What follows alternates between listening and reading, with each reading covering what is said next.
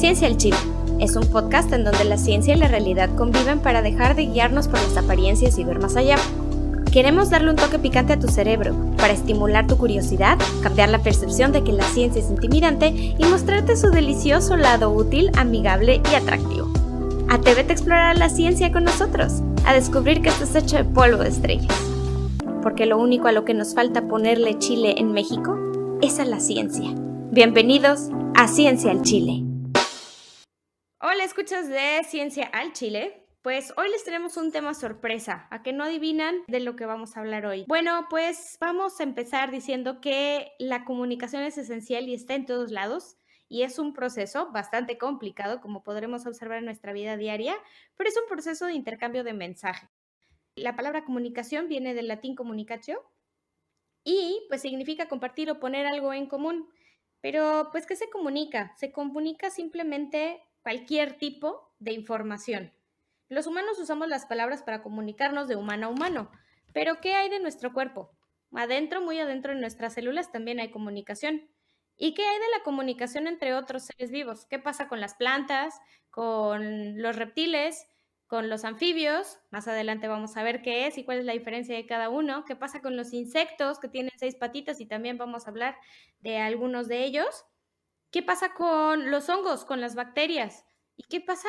¿Cómo podemos nosotros los humanos entender todo esto? Pues bueno, no estoy hablando de extraterrestres, ni se vuelen, ni tampoco estoy hablando de ciencia ficción. Solamente estoy moviendo de escala el fenómeno de la comunicación. Así es, de escala. Es decir, lo estamos moviendo de tamaño. ¿Qué significa esto? Bueno, significa que de metros nos vamos a ir a centímetros y de centímetros a milímetros y todavía 1000 veces más chiquito hacia los micrómetros, nanómetros y picómetros. Entonces, nos vamos al tamaño de las moléculas. Espero que ya estén bastante entusiasmados e intrigados de qué vamos a hablar hoy. Pues bueno, el programa de hoy se va a tratar de una pregunta de investigación que es la siguiente. ¿Podemos hablar con las moléculas? Para poder responder esta pregunta, trajimos a un grupo de 4 expertos. Vamos a empezar con Nayeli. Nayeli, ¿tú de qué nos vas a hablar? ¿Qué tal? Yo les voy a hablar sobre cómo se comunican las plantas. Y antes de empezar con eso, propiamente, me gustaría darles mi definición de molécula. Para mí, una molécula va a ser esta unión entre estas pequeñas piezas de Lego que yo les llamo átomos, ¿no? La unión de estos átomos nos va a formar una infinidad de construcciones que van a ser nuestras moléculas.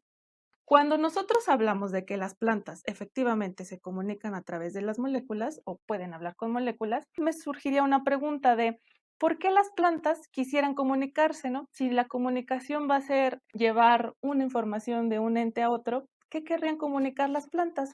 Y de ahí quisiera hablarles. En realidad, las plantas han estado en nuestro planeta Tierra desde hace muchísimo, ya han ido coevolucionando con ellos. Entonces, las plantas tienen esta gran ventaja de poder comunicarse con su entorno, ¿no? Ya sea con ellas mismas o con el exterior. Oye, Naye, Sí. perdón, ¿qué significa coevolucionar?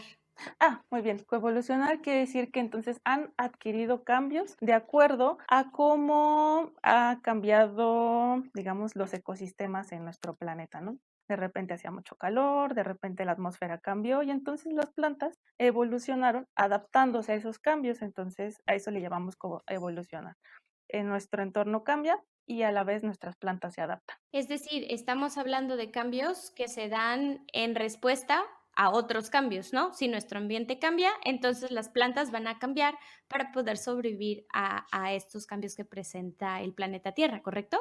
Exactamente. Y entonces empezamos a ver palabras como evolución, como adaptación, en los cuales las plantas son muy buenas realizando estos fenómenos. Uno tiene que ver más con la actividad inmediata y otro ya es esos cambios que se van adaptando en nuestras secuencias genómicas y entonces ya podemos decir que ha evolucionado. Entonces, justamente la respuesta a estos cambios en nuestro ambiente las hacen muy buenas comunicadoras. Por ejemplo, cuando están enfrentando un ataque, digamos que un tipo de insecto, ¿no? Un herbívoro, llega a una hojita y entonces esta empieza a comerse a una plantita. Entonces, ¿qué haría?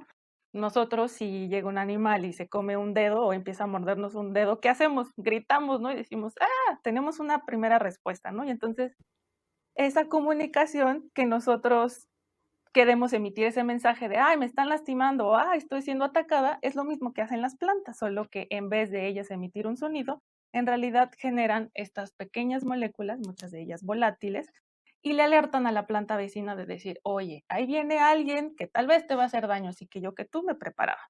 Y como dice el dicho, ¿no? De que si ves las barbas de tu vecino cortar, pon las tuyas a remojar. Entonces empieza una serie de mecanismos internos para que la planta se empiece a defender.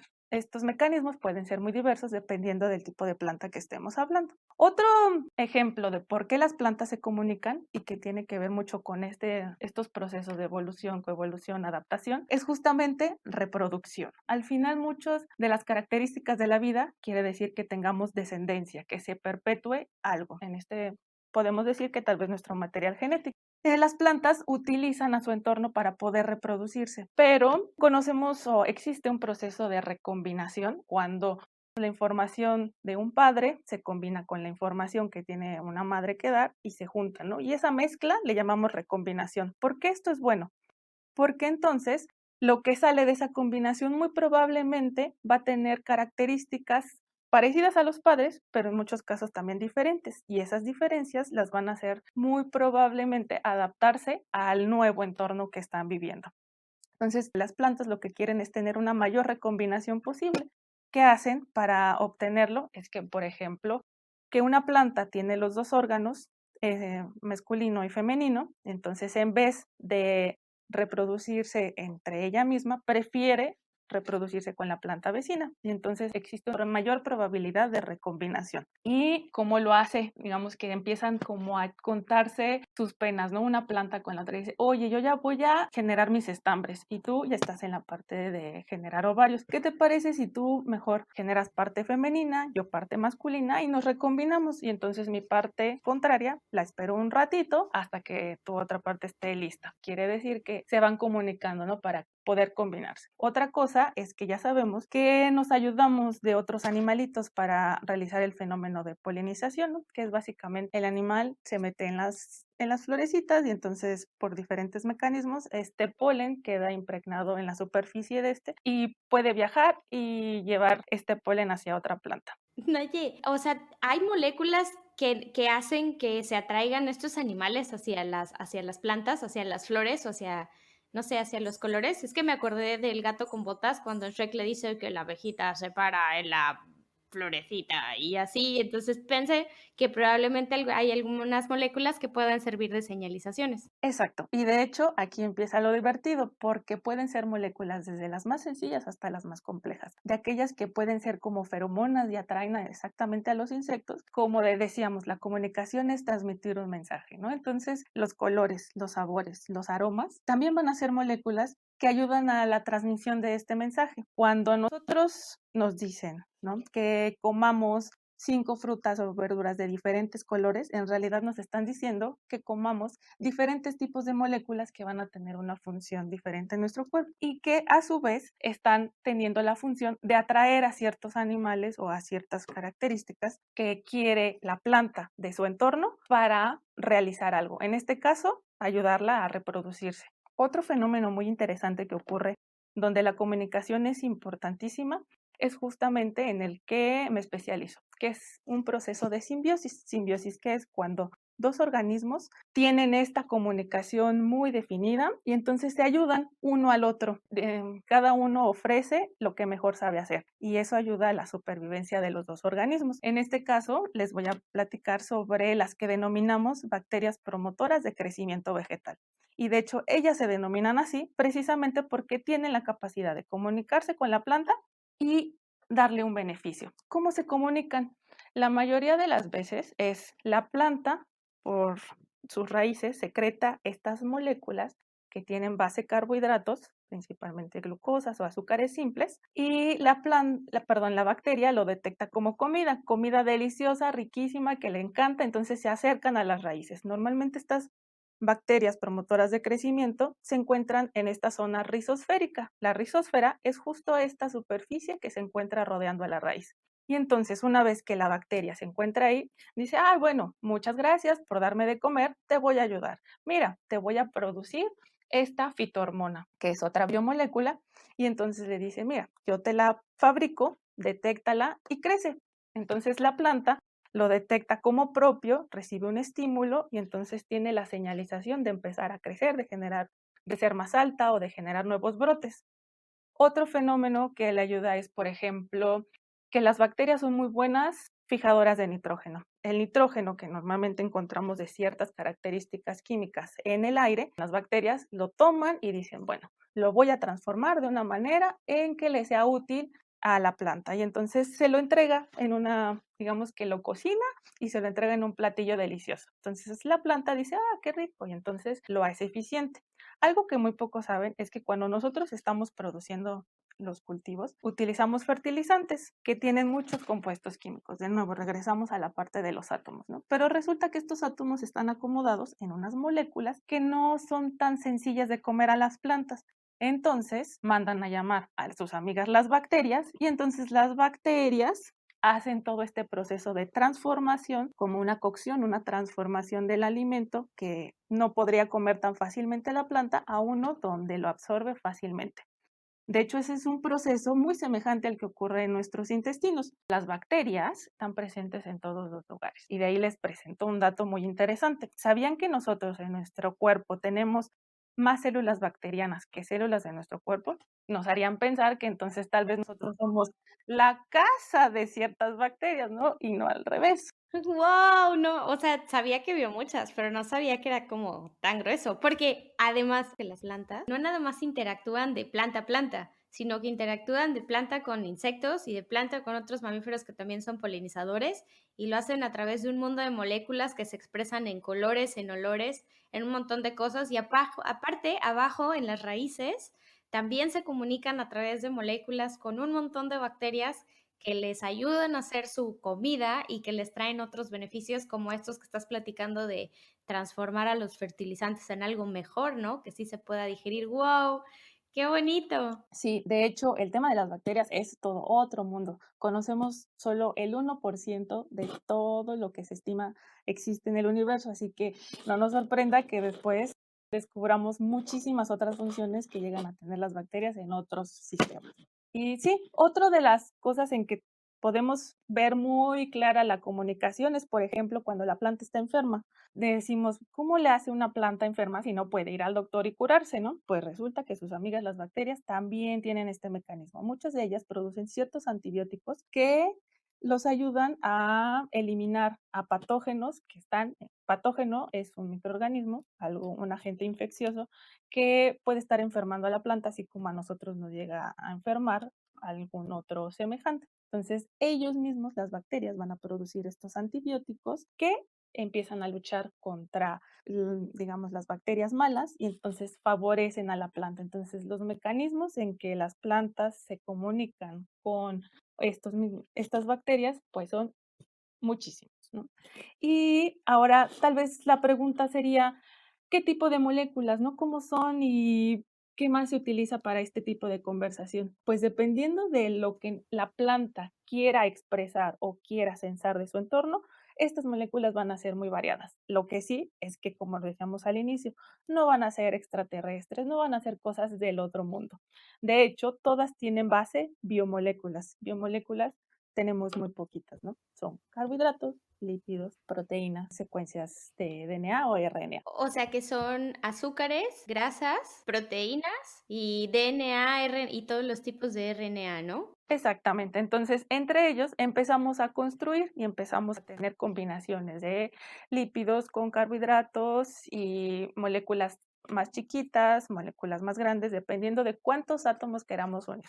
Pero en realidad todo es el mismo lenguaje y solo tenemos que ver de qué tamaño.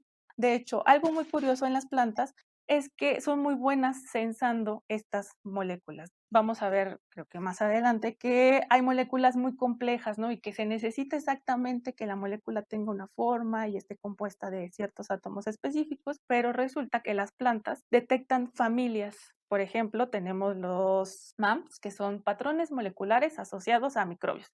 Quiere decir que la planta tiene como pequeños receptores que dicen, ay, esto se me hace familiar como de un hongo, como de una bacteria. Y esa pequeña secuencia, que puede ser de características de una proteína o de un carbohidrato, o de una combinación de estos, dice, ay, como que este es un microbio, ahí viene alguien malo que me va a atacar, déjame protejo. Y cambia toda su batería de otros compuestos internos para entonces generar una armadura y generar todo un sistema para protección. Me acordé del me protejo, me protejo, me protejo. Haz de cuenta, sí. Y no solo eso, porque le es capaz de decir a la vecina, oye, ahí viene alguien, protégete tú también. O sea, es de que son súper chismosas. Súper, súper, súper chismosos. De hecho, uno de los nuevos información que nosotros tenemos es que son capaces de detectar incluso fragmentos de RNA o de DNA, que eso sabemos que se encuentran en el núcleo de nuestras células. Quiere decir que si ellas detectan, por ejemplo, DNA propio, DNA de ellas mismas, se estresan el doble y generan, o sea, es una explosión de protección porque dicen, alguien me está haciendo daño a mí. Entonces lo detectan como que es un daño realmente agresivo y funciona mejor que incluso detectar otras moléculas. ¡Guau! Oye, Naye, ¿qué te parece si hacemos una liga con otro grupo de seres vivos que están bien relacionados con las plantas también, pero que son un poquitito más grandes? Claro. Ya nos hablaste de la escala micro, chiquitita, te fuiste desde molécula, que es chiquitita, chiquitita, que es un conjunto de átomos, y luego ya de ahí vemos de biomoléculas, o sea, que son un poquito más grandes, los azúcares, que son los carbohidratos, los lípidos y también las proteínas. Y pues ya estamos hablando hasta de DNA, que son moléculas bien largototototas, como las escaleras que estamos acostumbrados a ver en los diagramas. ¿Qué te parece si ahora brincamos a organismos con muchas células, pero que viven en lugares súper húmedos y que son muy, muy lindos? Y para eso trajimos a Alfredo, que nos va a hablar de reptiles y también de anfibios. Exactamente. Hola a todos, hola Lola.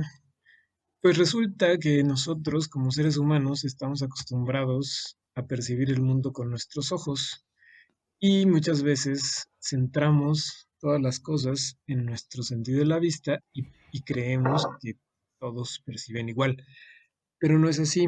Muchos otros animales han desarrollado otras estrategias de comunicación muy variadas y sobre todo tienen formas de percibir el mundo muy diferentes. En concreto, los hermosos animales que mencionaste, los reptiles y los anfibios, en general no tienen su sentido de la vista tan desarrollado como nosotros, por lo que necesitan compensar esto con otro tipo de comunicación, otras estrategias, y en general pueden valerse más, en el caso de las ranas, de señales acústicas, de los cantos, pero eh, Espera, espera, espera, espera. Antes de que sigas, ¿me estás diciendo que hay animales hermosos que, que no tienen ojos? ¿O cómo? ¿Anfibios y reptiles tienen ojos, por sí o no? supuesto que tienen ojos, pero no ven igual que nosotros. Su sentido de la vista no está tan desarrollado como el nuestro porque ellos han desarrollado otras estrategias diferentes. Ok, pero ¿sabemos si ven en color o no? Algunas especies sí, generalmente pensamos que las serpientes no ven bien, pero depende de la especie y de los hábitos. Serpientes diurnas ven perfectamente, ven a colores, pero aún así hay otros sentidos como el olfato que les brindan una mayor eficiencia, sobre todo a la hora de capturar a sus presas o a la hora de buscar pareja, que si lo piensas fríamente son las dos cosas más importantes para un animal: Uh. alimentarse para sobrevivir y buscar pareja para dejar descendencia y, por supuesto, preservar su especie. Se parecen a algunos humanos, ¿verdad? Algunos nada más. Oye, Alfa, antes de que sigas, perdón que te interrumpa tanto, pero ¿puedes explicarle a nuestra audiencia qué es un reptil y qué es un anfibio? Bueno, los reptiles son animales vertebrados que tienen escamas. En su mayoría son terrestres. Hay algunas especies acuáticas, algunas que pueden vivir en agua y en tierra. Se dice que son de sangre fría porque la temperatura de su cuerpo necesita de fuentes externas de calor para poder regularse. ¿Y me puedes dar ejemplos de eso? Claro, las serpientes, los cocodrilos, las tortugas y las lagartijas, todos ellos son reptiles y comparten esa característica de tener sangre fría, como comúnmente se dice, con los anfibios. pero los anfibios carecen de escamas en su piel, tienen una piel muy delgada, muy permeable, que hace que dependan del agua, porque su piel necesita estar totalmente humectada, ya que a través de ella son capaces de respirar. Entonces eso también los hace más sensibles, sobre todo a contaminación. Y entonces por eso dices que, bueno, sus ojos no sirven muy bien, pero tienen otros métodos de comunicación, porque si son sensibles a la contaminación, entonces eso quiere decir que pueden hacer como una especie de comunicación química con moléculas, ¿no? Exactamente. Sobre todo el grupo en el que tal vez se ha estudiado más esto son las serpientes. Las serpientes, generalmente cuando las vemos, la primera cosa que hacen ellas es sacar su lengua. La mayoría de las serpientes no tienen su sentido de la vista muy desarrollado. Hace rato mencionaba que algunas sí, pero la mayoría son de hábitos nocturnos o crepusculares cuando la luz no es precisamente muy abundante en el ambiente. Entonces, pues no es que vean en la oscuridad, sino que se valen de su lengua para captar olores del ambiente. Nosotros captamos olores con nuestra nariz. Bueno, las serpientes pues tienen un doble sentido del olfato. Primero captan moléculas de olor a través de su nariz y cuando hay algo que les llame la atención, empiezan a sacar su lengua para atrapar muchas más partículas, mucho más moléculas que van a identificar gracias a un órgano que es especial para eso. Es como un pequeño cerebro que tienen extra, se llama órgano de Jacobson. Ese órgano identifica los aromas, de dónde vienen, que puede ser de una presa, de un depredador o una roca, una planta. De esa manera la serpiente percibe su ambiente y pues puede lo mismo buscar una presa que buscar pareja. Yo pensé que me estaba mandando besitos cuando sacaba la lengua, la verdad. No, pues mucha gente piensa erróneamente que pican con la lengua. ¿What? Nada que ver, la lengua simplemente es una forma de buscar las señales químicas que hay en el ambiente y esas señales pueden venir de una presa, facilitarle a la serpiente la alimentación o también pueden venir de otras serpientes. Entonces, las serpientes también producen ciertas moléculas que son identificadores de cada especie. Entonces, a través de esos olores, pues una serpiente puede identificar a otra que es de su especie o a otra que no es de su especie. Y lo mismo, por ejemplo, las hembras, cuando están listas para reproducirse, producen unas moléculas que se llaman feromonas. Entonces, el macho cuando capta esas feromonas con su lengua, enloquece totalmente y va tras ellas. Como algunos humanos. Ujú. Solo algunos también. Algunas serpientes que, por ejemplo, después de hibernar, o sea, después de estar durmiendo durante todo el invierno, apenas empieza la primavera, salen de sus escondites y lo primero que hacen es buscar pareja. ¿Y cómo la encuentran? Pues gracias a las feromonas. Si nos ponemos a pensar, pues una serpiente no tiene dos piernas y dos brazos como nosotros que le ayuden a desplazarse o agarrar cosas, etcétera. Entonces, todas estas señales que ellos perciben o esta forma de tan especializada y tan eficiente de percibir las señales de la mente, pues también les ayuda a ellos a compensar esa dificultad que podría representar el no tener patas. Entonces ellas necesitan ser más eficientes a la hora de cazar y también a la hora de buscar pareja. Bueno, ¿y qué me puedes decir entonces de los adorables anfibios, ranitas y sapos, ojones, tan lindos ellos? Bueno, las ranas y los sapos generalmente se comunican más por los cantos. Los cantos son una forma de comunicación a distancia, ya que pues los pueden escuchar a varios cientos de metros, incluso algunas especies a kilómetros. Pero cuando ya se encuentran cerca, ellas también emiten señales químicas que emite el macho para atraer a la hembra o que la hembra emite también, que la hembra produce para indicar al macho que está lista para poner los huevos. Oye, Alf, Dime, cuando me dices señales químicas te refieres a moléculas, ¿verdad? a moléculas y esas moléculas son igual que las que mencionas con las serpientes, son las feromonas. Y esas feromonas se producen en la piel gracias a ciertas glándulas especializadas que tienen las ranas. Awesome. O sea que cuando lames una rana le estás lamiendo las feromonas. Sí, las feromonas y muchas otras sustancias. Así como la piel de los anfibios es delgada y sensible, está llena de glándulas y produce un montón de sustancias químicas que en algunos casos le ayudan a defenderse de bacterias u hongos. En algunos casos son toxinas para que los depredadores no los ataquen. Entonces, pues no es conveniente lamer ni feromonas ni toxinas. Por eso no se les aconseja que laman una rana. Ni lamer ranas ni besar sapos, amigos, por favor, no lo haga, compa. No, porque no se van a convertir en príncipes definitivamente. Y bueno, el grupo de anfibios que está más especializado en la comunicación química son las salamandras. Resulta que las salamandras y de plano tienen un sentido de la vista muy pobre. Tapun, tapun. ¿Qué son las salamandras? Las salamandras son los anfibios con cola. Hay 3 grupos de anfibios, que son las ranas y los sapos, son anfibios sin cola. Las salamandras, que son anfibios con cola, es como una lagartija, pero sin escamas, con piel lisa. Y las cecilias, que son anfibios sin patas, que es muy parecido a una serpiente, pero sin escamas nuevamente, con la piel muy, muy delgada. Yo tengo una prima Cecilia. Ahora cada que la vea me voy a imaginar una salamandra. No, las cecilias son diferentes a las salamandras, Lola, no confundas a la gente. Yo tengo una prima que se llama Cecilia. Ahora cada que piense en una Cecilia me voy a imaginar un anfibio y no a mi prima. Ah, chiste malo. Ok, sigue, Fredo.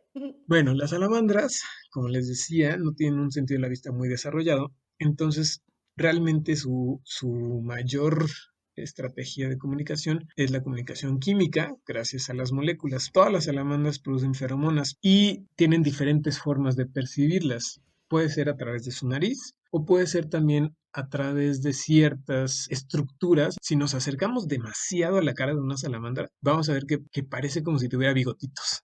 Esos pequeños bigotitos que tienen ahí son receptores químicos, quimiorreceptores. Digamos que son órganos que favorecen o que ayudan a la nariz para poder atrapar más moléculas que son parte de esa comunicación química. Entonces, esas moléculas o esas feromonas también se producen por glándulas, por ejemplo, que tienen en el mentón, por ahí producen feromonas y todas esas feromonas las van dejando por donde pasan. Entonces, sobre la planta, sobre el suelo, la hojarasca, etcétera. Esas feromonas tienen muchas funciones que puede ser identificar salamandras de la misma especie, identificar salamandras de otra especie, identificar hembras que están listas para la reproducción, o hay una cosa muy interesante que se llaman señales honestas. Entonces, esto es una especie de estrategia de cortejo. Señales honestas. Exacto, señales honestas o indicadores honestos. ¿Qué hacemos nosotros cuando queremos cortejar a una chica? ¿Cuáles son nuestras señales honestas? Llevarle flores, chocolates, regalos, llevarle al cine, etcétera.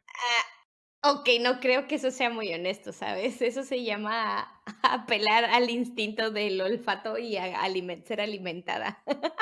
Pero las salamandras no pueden regalar flores, ni chocolates, ni llevarlas al cine. ¿Y qué busca una hembra salamandra en un macho salamandra? ¿Qué será? Que esté en una buena condición, que se alimente bien, que esté fuerte, pero como ellas no tienen un buen sentido de la vista, pues no van a ver al chico fitness musculoso, ¿verdad? Entonces, a través de las feromonas, el macho le puede decir a la hembra, oye, soy un macho fuerte, oye, me alimento bien.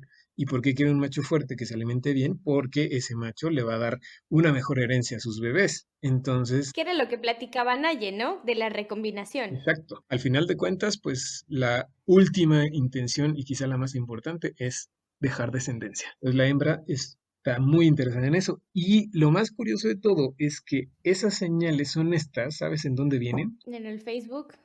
No sé. No, bueno, algo parecido. En la popó del macho. No, en la popocha. Exactamente. El excremento va a traer ciertas feromonas que van a depender de la dieta. Entonces, entre mejor sea la dieta del macho, cuando el macho deja por ahí sus heces, esas heces van a producir, bueno, van a tener feromonas que le van a indicar a la hembra, ah, este es un macho fuerte, es un buen candidato para ser el papá de tus hijos. Señoras y señores, por favor, señoras, si andan buscando un buen partido, no le huelan la caca. O sea, eso nada más funciona con las salamandras, ¿eh? No se confunda. Estamos hablando de anfibios. Gracias. Y bueno, por otro lado, pues las feromonas que produce la hembra le van a indicar al macho si es una hembra grande, una hembra robusta, que pueda producir más huevos, porque lo que quiere un macho salamandra es tener más crías. Entonces va a buscar a la más gordita, la más grande y la más fuerte. Y bueno, para terminar con los reptiles, nos estábamos olvidando de un grupo muy importante que son las lagartijas. Oh. Pero ya no son anfibios. Ahora nos volvimos a brincar a reptiles, ¿ok? Exacto, volvimos a regresar con los reptiles, aquellos escamosos. Los reptiles, las lagartijas, tienen, igual que las serpientes, una lengua bífida, o sea que termina en 2 puntas. ¿Para qué termina en 2 puntas? Bueno, eso les ayuda a mejorar la capacidad de atrapar estas moléculas de olor del ambiente. Las lagartijas también producen feromonas, igual que las serpientes, que las salamandras. Estas feromonas les permiten reconocer a su especie y también saber cuándo las hembras están listas para la reproducción. En su mayoría, las feromonas en las lagartijas se producen en la piel. Pero hay una cosa muy interesante. Hay lagartijas que son muy territoriales, entonces cualquier otro individuo que se acerque a su territorio lo van a atacar. Por eso las hembras producen feromonas para que los machos se sientan atraídos y no los ataquen. Pero resulta que las lagartijas o las serpientes mudan su piel. Nosotros también lo hacemos, pero no sale completa nuestra piel. Nuestras células viejas se van desprendiendo poco a poco y ni siquiera nos damos cuenta. Pero en los reptiles se nota cuando ellos cambian su piel por una piel nueva, entonces la piel queda por ahí. En muchos casos, por ejemplo, los geckos, que son lagartijas que tienen ventosas en sus patas y se adhieren a cualquier superficie, se comen su muda. Entonces es una forma de no desperdiciar nada. ¿What? O sea, ¿se comen la piel vieja? Exacto, se la quitan con la boca y se la comen. Entonces, pues es aprovechar los recursos de una manera muy eficiente.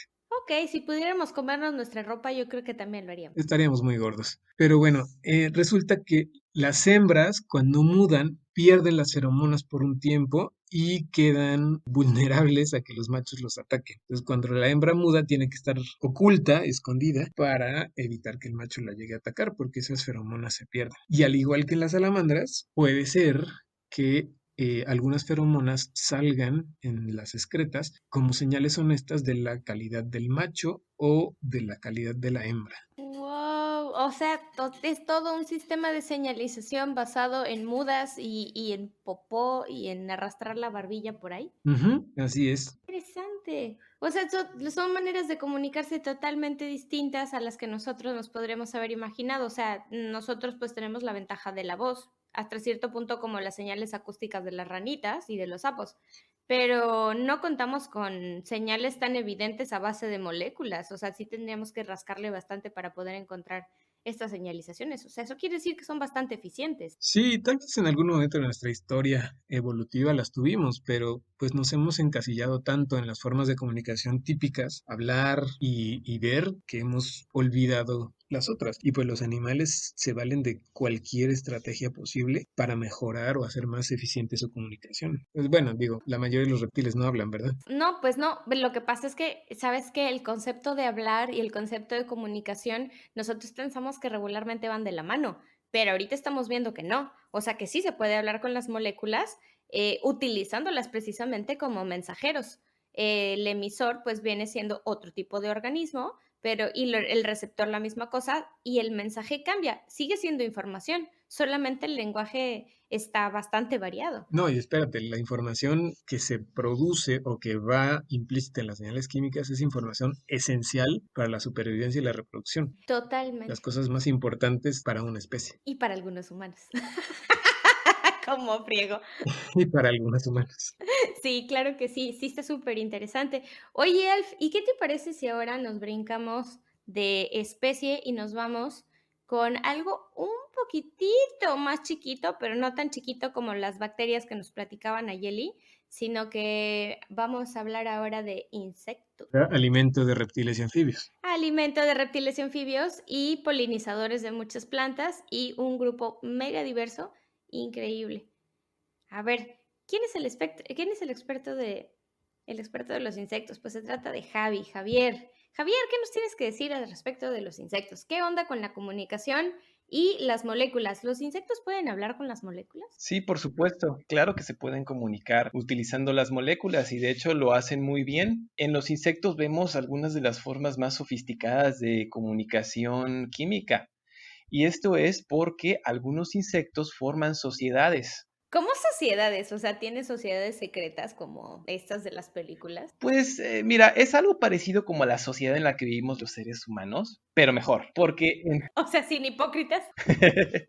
sí, las sociedades de los insectos van a ser sociedades en las que todo está muy bien organizado, cada quien tiene su función, todos hacen lo que les toca y de esta manera viven en relativa armonía. Claro que tienen sus trucos porque todos son familia, ¿verdad? Pero O sea, es como vivir con la familia burrón, sí, pero ordenada. Exactamente. Y bueno, te estoy hablando de insectos que todos conocemos. Ya se diga las hormigas, las termitas, algunas abejas, algunas avispas. Van a ser esos insectos que sabemos o a lo mejor hemos escuchado que tienen una reina, ¿no? Y viven en un nido. Y en algunos también hay rey. ¿Eh? ¿Cómo? Yo nada más sabía que había reina. ¿Qué onda con eso? Las termitas también tienen rey. Las demás nada más es la reina. A ver, platícanos del rey. Bueno, en las termitas, tanto la reina como el rey sobreviven todo el tiempo que dure la vida de la colonia, mientras que en en los otros grupos de insectos sociales, solamente la reina es la que vive más tiempo y los machos, pues después de que hacen el apareamiento, en las circunstancias que hayan sido donde se aparean, el macho se muere prontamente y ya. Eso está súper bueno. O sea, no tienen que estar soportando todos los malos comportamientos del macho. Pero bueno, no creo que existan porque como estás mencionando que son sociedades súper organizadas y están súper bien repartidas las labores, como que esos comportamientos no tendrían lugar, ¿no? Pero está bien, ok. Y en las termitas no, en las termitas sí Sí, viven todo así ese es. tiempo. Ok, bueno, la diferencia va, Sí. va. Ujú. Y la razón por la que pueden organizarse también tiene que ver con su capacidad de precisamente de utilizar las moléculas para comunicarse. Los insectos sociales van a tener glándulas que cubren el cuerpo prácticamente, que van a estar produciendo estas moléculas y las moléculas van a actuar como mensajes o como señales parecido a lo que ya hemos escuchado con Alfredo, ¿no? Por ejemplo. Entonces, la diferencia aquí es que en una sola hormiguita llega a tener hasta 50 de estas glándulas en diferentes partes del cuerpo. Y cada glándula va a estar produciendo una molécula diferente o una combinación de moléculas, porque a veces es más de una molécula, son varias juntas, que van a llevar una señal específica. Ok. Y entonces esto se vuelve ya casi un lenguaje en el que dependiendo de las circunstancias se va a producir, la hormiguita va a producir la señal o la molécula que va a decir alerta, todas atentas, o que va a decir ataquen. Ok, pero tienen glándulas para hacer eso, ¿no? Sí, sí, es precisamente la glándula. O sea, tienes glándulas de ataque, glándulas de cuidado, glándulas de no te acerques, Precisamente, hay glándulas especiales para cada tipo de mensaje. glándulas especiales para cada tipo de molécula. Sí. ¡Oh! ¡Genial! Y fíjate que no nada más van a ser las obreras, que son las hormigas que vemos caminando por fuera del nido, las que van a producir estas moléculas, sino que también dentro del nido está la reina, están las larvas y hasta los huevos, y todos ellos van a estar produciendo moléculas que van a llevar también señales. Ok, a ver, entonces esto es tan complicado como lo de las plantas. O sea, todas las partes de la colonia de los insectos de los que estamos hablando están ocupadas por algún organismo que hace una labor, lo que decías de las soldados o las obreras o la reina y el zángano en el caso de las abejitas. O sea, cada parte de la colonia está ocupado por individuos que hacen una función determinada y cada uno de estos individuos tiene en su cuerpo glándulas distintas que van a producir moléculas específicas para dar señales específicas. Entonces, si hacemos un símil con las plantas, podemos decir que la colonia es un organismo vivo, grandote, un macroorganismo que secreta señales dependiendo de la labor que se realice en cada parte. Sí, exactamente. Y esta idea de que es como un organismo en su conjunto nos encanta mucho a las personas que estudiamos los insectos sociales, porque les decimos, ¿sabes cómo? Superorganismos. ¡Ay, genial! O sea, una colonia es un superorganismo. Y ya con eso nos sentimos nosotros también súper los que estudiamos a los insectos sociales. O sea, no son comida de reptiles nada más, ¿oíste, Alfredo? No nada más, hacen muchas cosas. Interesante, Javi, cuéntame más. Fíjate que hay moléculas o hay ejemplos de esta comunicación con moléculas que todos conocemos, aunque quizá no nos hayamos dado cuenta. Por ejemplo, en nuestra vida diaria, pues vemos que si dejas comida en la cocina llegan las hormiguitas, ¿no? Ah, sí. Y las hormigas van llegando y hacen sus caminitos. Y en el caminito, pues las vemos cómo van en fila. ¿Y cantan? Somos las hormigas, nos robamos tu comida. Precisamente no necesitan cantar, porque van dejando una señal a base de moléculas que les dice por dónde va el camino. ¡Oh, qué genial! Es como por aquí vamos, por aquí Sí, vamos, por aquí vamos. O exactamente. sea, olvídate de los celulares, ya traen en la cola integrada la señal de Es GPS. justamente por aquí está la comida, por aquí está la comida. Y sí es en la cola porque es una glándula que se encuentra en el abdomen, en la cual una vez que la hormiga encuentra el alimento, va dejando pequeñísimas cantidades. Como lo que hacen Hansel y Gretel de ir dejando migajitas Ok. para ir marcando el camino, nada más que estas serían migajas moleculares. ¡Wow! ¡Qué interesante! Y En entonces, esa cola sí se forman. Ajá. sí, y esto lo podemos notar nada más observándolas. Si tú ves el caminito donde van, no van, a veces van bastante separadas, o sea, no se pueden ver entre sí, y sin embargo siguen el camino. ¿Y si les pones una piedra? Y si tú les limpias, Ajá. si tú limpias la superficie, se confunden horriblemente porque ya no está el caminito, ya no está la molécula que les estaba diciendo por dónde ir. Oye, Javi, pero las hormigas tienen varios ojos en la cabeza, ¿no? Pues mira, todas las hormigas, o bueno, la gran mayoría tienen ojos compuestos, Ok. que son los ojos de los insectos que están hechos como de muchos ojos juntos. Entonces es una manera diferente de ver, pero y no siempre tienen muy buena visibilidad. A pesar de que tienen esos ojos compuestos, dependen mucho de este sistema de detectar las moléculas. Algunas especies de hormigas sí son muy buenas para ver, pero la mayoría, a pesar de que tienen ojos pues de buen tamaño, respecto al tamaño de la cabeza, no es la visión tan buena. Entonces tiene sentido. Y aparte se tienen que comunicar dentro del nido donde está oscuro. Claro, claro, por supuesto. ¿De qué me sirven los ojos? O sea, los topos, cosas así Sí, también desarrollan otro tipo de comunicaciones y pues las hormigas y las termitas no deben ser excepción. Más si estamos hablando de un superorganismo, ¿no? claro. Ahora, imagínate tú, después de que nos dimos cuenta de que esa señal química que están produciendo las hormiguitas, pues son moléculas, hubo gente que se puso a trabajar en esto y vieron la manera de sintetizarlas artificialmente en un laboratorio. Y entonces ya sabemos de qué están hechas. Y si uno trabaja haciendo investigación con eso, pues puedes conseguir la molécula No,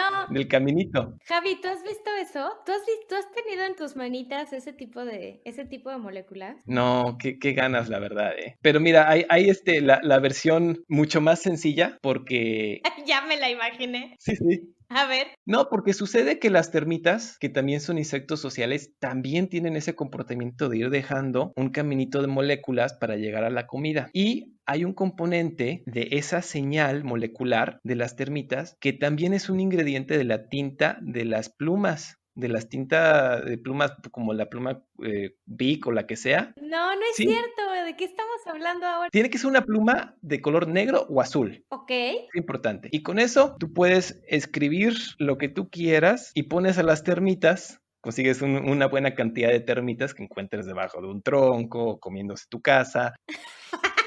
O comiéndose tu casa y tu tele y Sí, tu sillón y todo lo que pueden porque comen hasta concreto, gracias. sí, sí, sí. Entonces tomas tus termitas y las pones sobre ese papel donde escribiste así muy bien recalcado y las termitas van a empezar a seguir lo que tú escribiste. Entonces si quieres escribir tu nombre y que las termitas lo sigan, lo puedes hacer con una pluma común y corriente. Qué genial, estaría súper bueno hacer ese experimento. Yo me imaginé algo muchísimo más cruel. Me imaginé que agarrabas una termita y la ponías en un palito así con la colita para abajo y escribías como con tu lápiz de termita. Fíjate que bien adivinas porque Lo siento.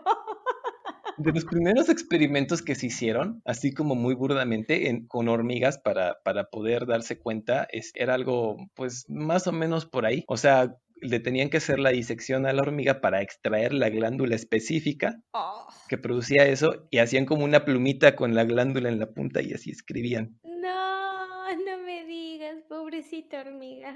Ahora sí que le explotaron la cola. ¡Ma! Sí, sí, sí. Pobrecitas.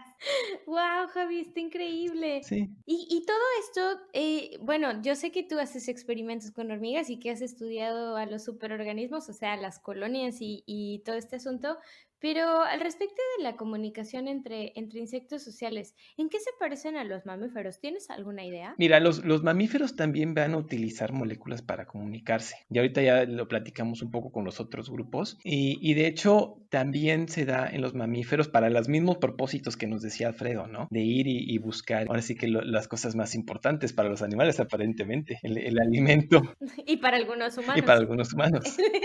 el alimento y la reproducción. Así es. Y entonces también se va a dar en todos estos grupos. Nada más que yo sí sigo diciendo que lo más sofisticado va a ser en los insectos sociales, precisamente porque va más allá, ¿no? Tienes que tener ese nivel de comunicación para poder organizarse. Si tú pudieras comparar a los insectos sociales con una persona en cuestión de comunicación, ¿como quién sería o como qué características tendría? Imagínate que una hormiga se transforma en una persona y tiene ese superpoder de la comunicación. Y como que, ¿qué nos diría la hormiga si pudiera decirnos cosas? Pues si le puedes agregar eso, estaría todavía más genial. Son muy compartidas las hormigas. Oh, goodness. ¿No? Esa es una de las características más importantes. Por ejemplo, bueno, ya me voy a meter en otros rollos, pero las hormigas tienen lo que podríamos llamarle 2 estómagos. Ok. Tienen su estómago para la hormiga, para su propia alimentación, y tienen un estómago secundario para compartir. O sea que sería como la señora esta que siempre habla hasta con las piedras y le cuentan sus penas en el micro todo el tiempo y siempre trae un taco o trae algo para invitarte. Eso sería una Algo hormiga, así, ¿no? pero pues como ya está en su estómago, te lo tienen que regurgitar, entonces se comparten entre ellas todo el alimento. Y, por cierto, también utilizan señales moleculares que están sobre la superficie de sus cuerpos para saber quién es de mi misma colonia o de mi misma familia y quién no, porque no le voy a estar dando mi comida a alguien que no es de mi colonia. O sea, óigame, no, yo no le doy mi vomitada a cualquiera, gracias. Exactamente. Excelente, Javi. Oye, Javi, y a todo esto, ya que estamos pasando a los humanos, Ajá. ¿qué te parece si nos vamos a una escala más grande? Okay. Ya brincamos de bacterias a insectos, a salamandras, y hablamos de plantas que vienen en muchos tamaños y presentaciones. Y ahora, ¿qué te parece si brincamos a la parte de cómo los humanos podemos entender las moléculas de todos los grupos de los que estamos hablando? Y para eso trajimos un experto que habla de veras con las moléculas.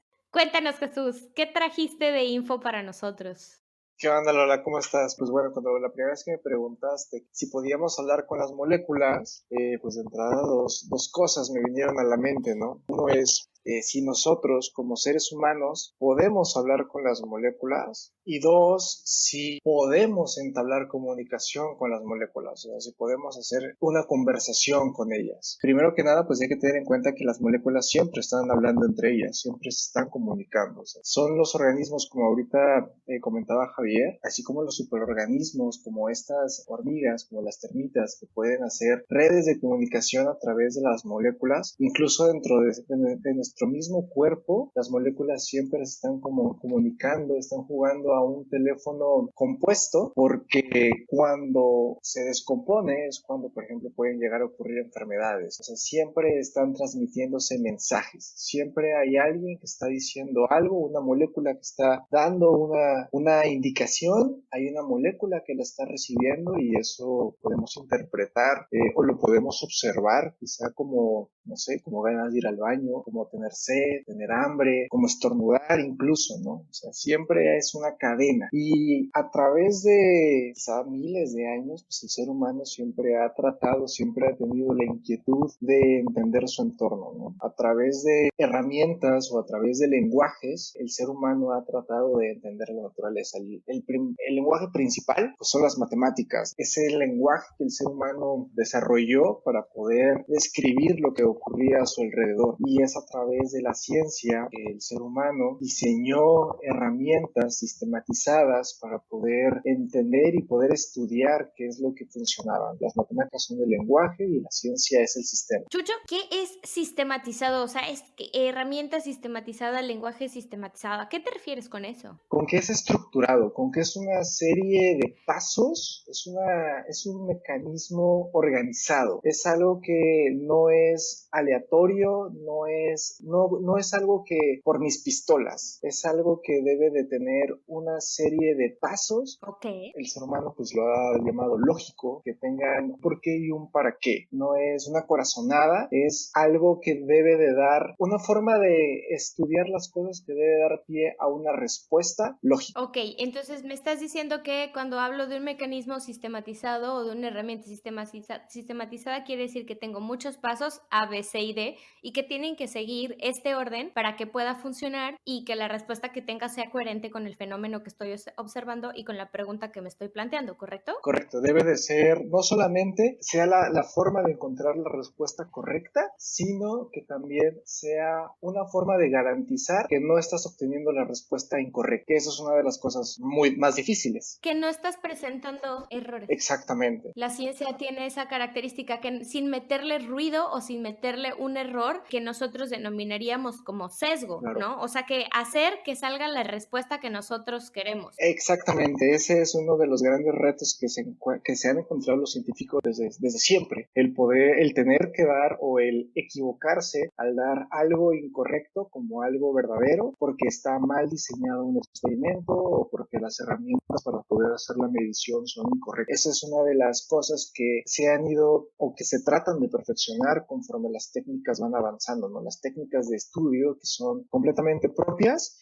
del objeto de estudio, ¿no? O sea, dependiendo de lo que nosotros queramos estudiar, es la forma en cómo lo vamos a abordar. Lo que nos lleva a temas quizá un poquito más complejos. Es muchas veces desde el instante en que nosotros estamos observando un fenómeno, estamos observando que, por ejemplo, un perro esté ladrando, el hecho de que nosotros nos detengamos a ver cómo es que ese perro está ladrando, estamos afectando el ladrido del perro, por así decirlo, ¿no? El perro ahora nos ladre a nosotros. Podemos hacer conjeturas incorrectas acerca de por qué estaba ladrando un perro. Y entonces ya incurrimos en falacias como falacias de falsa causalidad y este tipo de asuntos. Exactamente. Oye, Chucho. Dime, Lola. Y hablando de moléculas, nos explicabas al principio de tu charla que encontraste dos respuestas a la pregunta que nos planteamos de si podemos hablar con las moléculas. En tu experiencia en el laboratorio, ¿cuáles son las maneras que tú has encontrado para poder hablar con las moléculas? Así, de tu ronco pecho, con tus manitas, con tus ojos, ¿qué es lo que tú has presenciado?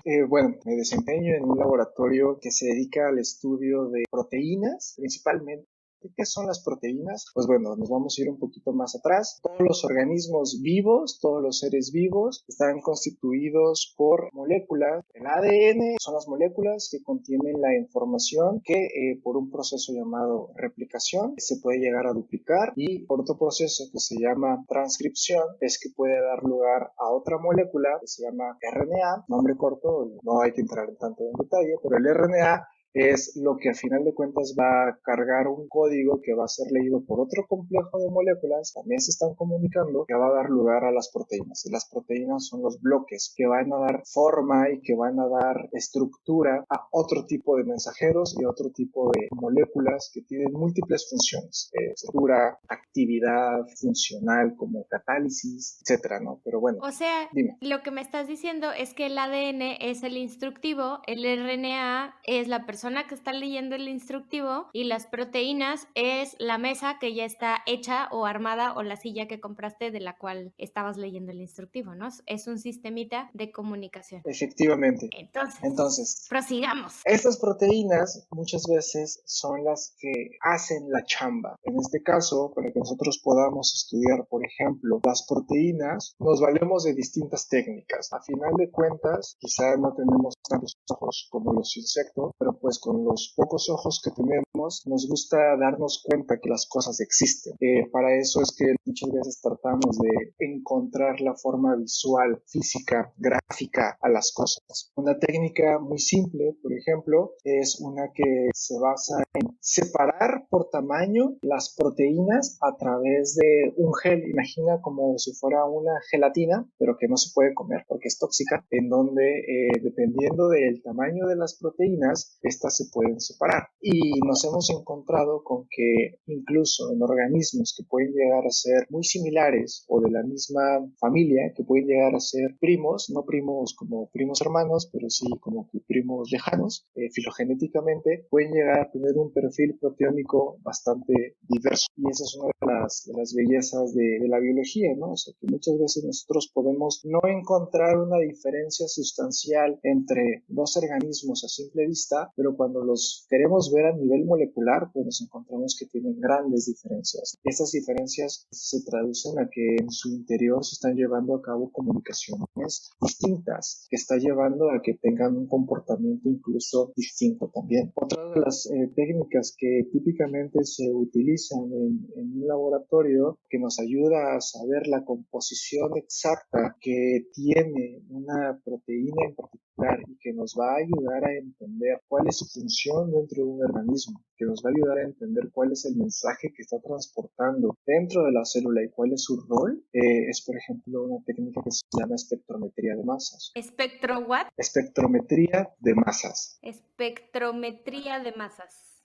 Exactamente. Para hacerla así simple, tal cual, lo que hace esa técnica es que a través de una corriente eléctrica se logra desbaratar esta proteína en sus elementos más básicos, en sus átomos. Y a través de un detector y de distintos magnetos es que se va a organizar esta molécula destruida, esta molécula fragmentada, y vamos a poder encontrar una huella digital que a través de distintos programas de computación, a través de distintos algoritmos, vamos a poder deducir, vamos a poder reconstruir cuál es la secuencia de esta proteína. Porque algo muy importante que hemos aprendido de las proteínas es que la estructura de ellas determina muchas veces su función, es decir, el cómo se ve es qué va a hacer. A través de estas herramientas es que podemos entender un poco mejor cómo es que o cuál es el papel que estas moléculas pueden llegar a tener dentro de una célula.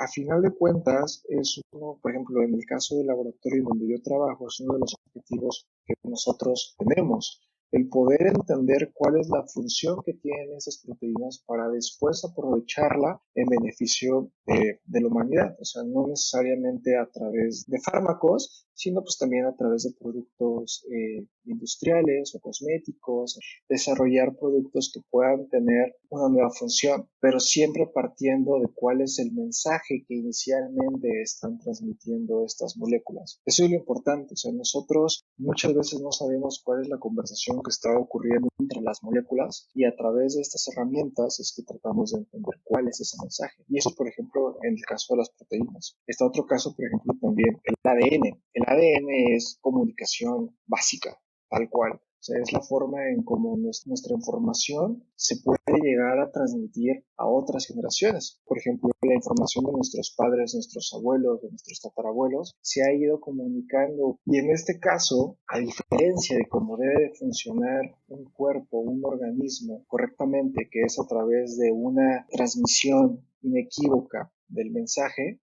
es por otro lado, tenemos en contraste el ADN, en donde la diversidad que nosotros vemos en el mundo se debe precisamente a que los mensajes muchas veces han tenido ligeros errores o ligeras modificaciones, no necesariamente errores. Pero es también un teléfono, ahí sí, un teléfono descompuesto que ha dado lugar a todos los organismos que han pasado por esta tierra, desde los animales que están extintos hasta los animales que todavía no conocemos. Cada generación que ocurre, cada generación nueva que pasa es una generación que trae una información distinta. Y es una información que va a dar lugar a nuevas comunicaciones dentro del cuerpo del organismo y dentro de la especie que lo esté experimentando. Siempre estamos en constante cambio y la comunicación siempre está ocurriendo, siempre está habiendo mensajes que están entrando y saliendo del sistema. En este caso lo vemos con los humanos. Cuando nosotros queremos estudiar enfermedades, por ejemplo, queremos saber cómo es que una enfermedad afecta a un cuerpo, tenemos que encontrar cuál es el mensaje que está permitiendo que esa enfermedad accese al cuerpo. Muchas veces es una comunicación que ocurre entre dos proteínas, ¿no? Para poder estudiar ese tipo de proteínas, pues tenemos que recurrir a pruebas como ELISAs, que no son otra cosa sino entender o descubrir cómo es que dos proteínas pueden tener comunicación por afinidad. Nuevamente, o sea, como muchas veces la estructura de una proteína da lugar a la función que pueden tener,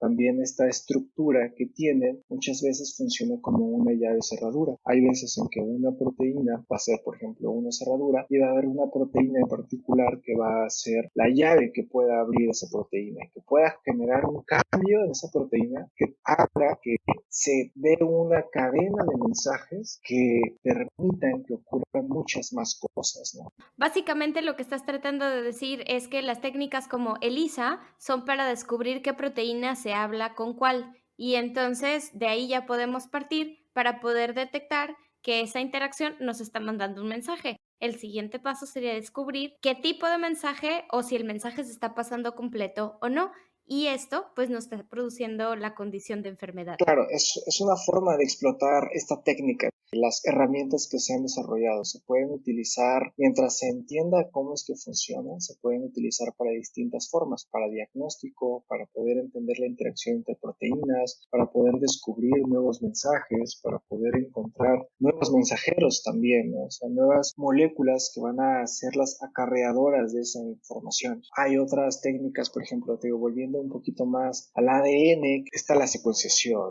Desde hace 20 años más o menos terminó un gran proyecto que costó miles de millones de dólares en su momento, que fue el proyecto de la